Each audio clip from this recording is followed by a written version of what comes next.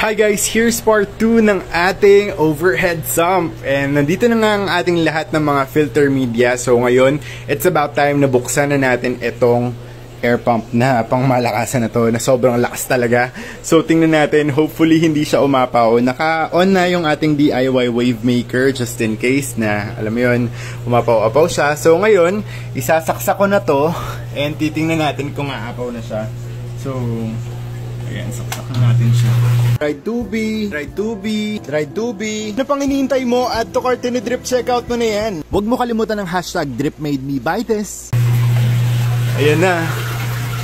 Bumuga na ang ating wave maker na pagkalakas-lakas. Boom.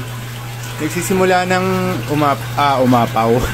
Ma-fill up itong ating first chamber. Ayan. Nilubog ko lang kasi may hangin pa yung yung black na filter.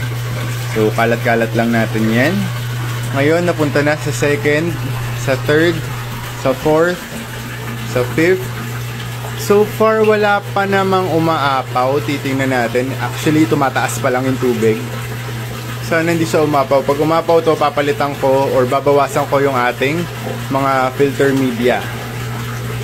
So, ayan ngayon, pumupunta na dun sa dulo yung tubig. Bumabagsak na siya dito.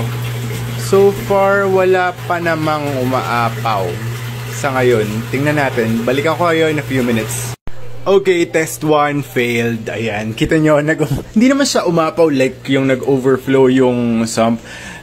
Umangat lang siya dito. Sumobra yung tubig dito. So, very wrong pa rin yun. Ngayon, tinatanggal ko na tong mga K1, mga filter na to.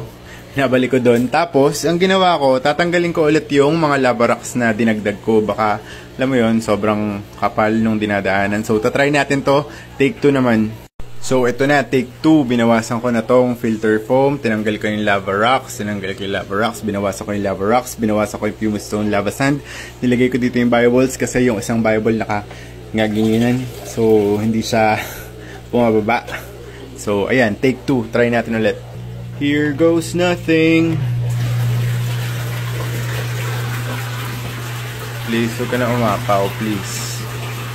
So, ayan. So far, so good sa chamber 1. Wala pa namang kakaiba. Chamber 2. Chamber 3. Napifill up pa lang. Chamber 4.